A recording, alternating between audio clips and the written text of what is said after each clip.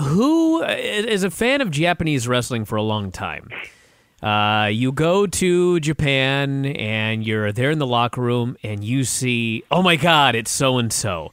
Who are some of these guys that, like, doesn't matter, you know, how big a star you feel like you may be, there's that guy that is just like, oh man, I'm in the locker room with so-and-so. And on top of that, tell me some Minoru Suzuki stories.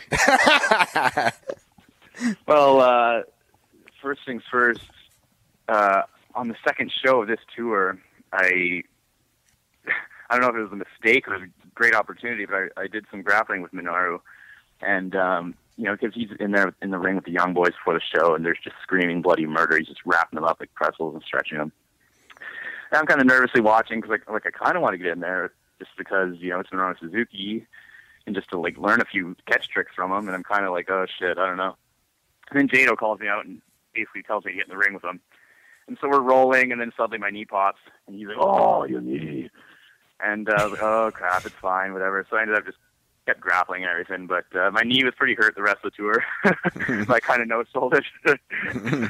But he's a great dude, man. Like, he's intimidating as hell and just as legit as they come. But just the fact that I got to do that with him, I think, was pretty special. I'm glad I did now.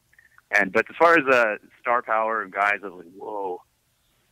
A lot of the guys I grew up watching, like the All Japan heavyweights and stuff, obviously weren't there. But, you know, just a guy like Shinsuke Nakamura, you just see him back there, and the swag that he brings with him to the ring on his entrance and has in his matches, it's just, he has this aura about him even backstage. So it's just something that's really cool to see. And then, you know, obviously seeing Sakuraba at the pay-per-view, seeing the Gracie Hunter in person was like, whoa, that's cool, man. I'm looking forward to his fight on at Metamorph 5. I'm really excited to be watching that. Yeah, that's going to be interesting. I'm really looking forward to Sakuraba and Suzuki. I just think that, you know, it's kind of like a combination nostalgia match and you know, like one of those matches that you never thought you would see just because the timing was all different and everything like that. And then when they put the program together, you know, whatever it was a couple months ago, where you can kind of see, wow, I think they're building this thing to the Tokyo Dome for singles, and you know they've done the tease and done a little more, and I think that they've done I think they've done a really good job of building that thing, and Suzuki's just so awesome anyway. Yeah, they're going to beat the holy Christ out of each other, that's for sure.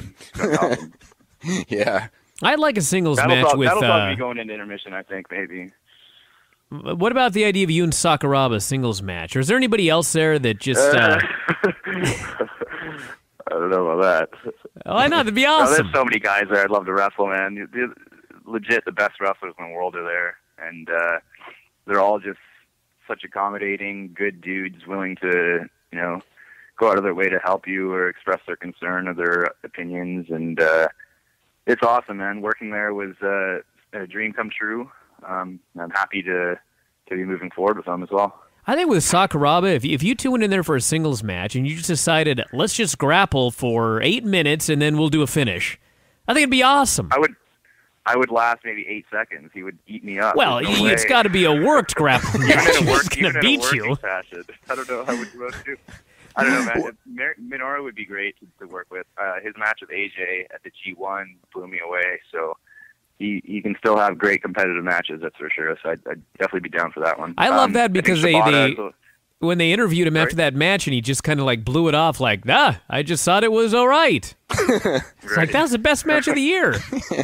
Yeah, absolutely. No, you haven't been in the ring with Ishii yet, have you? No, I didn't get a chance to work with any of their heavyweights, but I would love to, man. His storytelling and psychology is... selling, everything that guy does is money, I think. Oh my God! I mean, because I was going to ask, like, what's it like working with him? Because a lot of the guys that I know that go there, you know, they always rave about how easy a match it is. I mean, it's not. I'm not saying physically easy because it's not, but just, you know, the way he's able to get the crowd going and everything. I was just wondering, like, what what's it kind of, you know? I mean,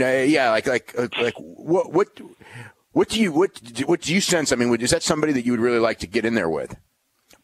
Oh, absolutely. I want the opportunity to wrestle every single one of those guys, man. I hope I do get that chance. You know, specifically Ishii, just because he does get that sympathy from the crowd, and they do get so behind him. And his style is very just classic Japanese style wrestling. It's just, there's nothing overcomplicated. It's a brain buster and a lariat and a headbutt. That's pretty much it. You're going to get out of him, and that's all he needs. It's the way he structures things. I think another scenario, like you were saying with AJ, a chance to wrestle. Ishii would come out of there just a better wrestle, just having been in there with him. Yeah. Now, when you see Ishii in the back, I mean, I don't even know how to ask this question, because there's a lot of guys you see in the back that walk around like they're all broken down, and then they get in the ring and they can move. But Ishii appears to be, I don't want to say on death's door, but he looks like all of a sudden he's going to wake up one day and his arms and legs are going to be unattached in his head. But I mean, he seems in pretty good shape, actually. Yeah, that's the question. All right. How good a shape is he in right now? How much of this is just he's selling that he's about to die? I don't want to pull back the curtain too much, so I don't know. But he seems like he's got a good career out of him. At the the dinner after the pay-per-view Saturday, sponsor dinner, we actually had the good fortune to be there with him. And he had this goose egg on his forehead, just massive purple lump, I guess, from one of those shoot headbutts. I looked and pointed at it. I was like, "Oh, are you okay?" He's just like, "What?" Oh, it was nothing, So to him, I think it's just part of the art, and that's just his. I don't think there's any way to change his style. I mean, he comes across as like the mentally toughest man alive. I mean, I don't know if he is or he isn't, but when you watch him, that's the vibe that you get, especially if you watch him for like a year straight. It's just like, it's like he's too tough for his own good type of a guy, for real. The shoulder injury, the G1 was scary. I know, and he missed no dates. That was the thing that scared me. Yeah, exactly. Him and Makabe, I think, will be great.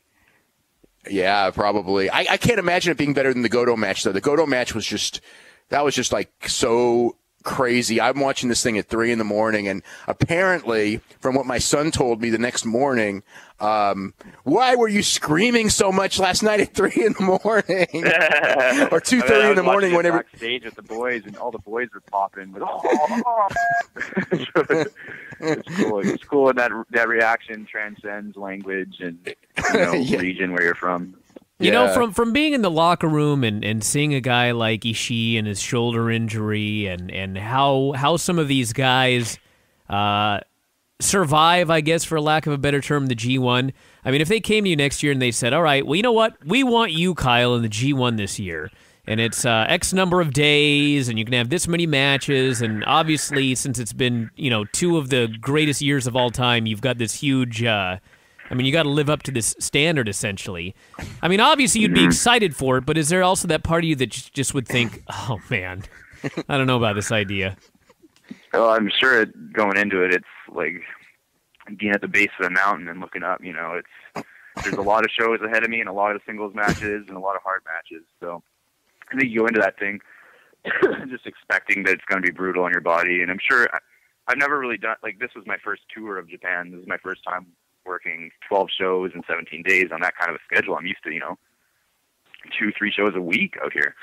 So just that alone, I was like, oh, even though a lot of them were easy matches and tags and stuff, it's an uphill battle. And I'm sure it's the same with the rest of the Super Juniors and the G1 specifically. It's no easy task for sure. But that's the kind of thing, when you work at G1, you're in the history books now. So I guess that makes it worthwhile. One thing that we haven't talked about is PWG, and how does, from your perspective, having worked, now starting with Japan and of course working with Ring of Honor, how does the PWG differ from those two places?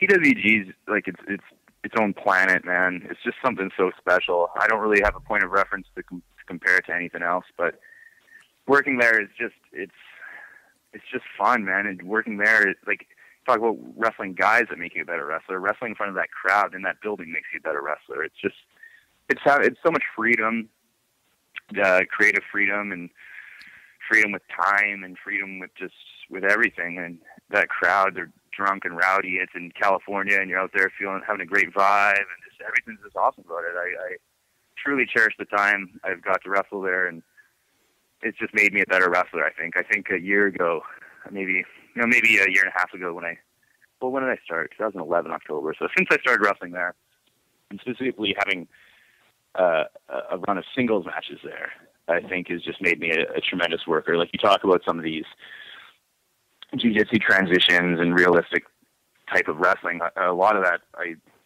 started out using in PWG just because it was a place where it didn't feel like there was a lot of pressure and you could try things, you know, see if it worked, see if it didn't work. So I think wrestling there is it's awesome, man. I think a lot of people who watch the product would agree that it's something unlike any other wrestling, whether it be Japan or ROH or WWE.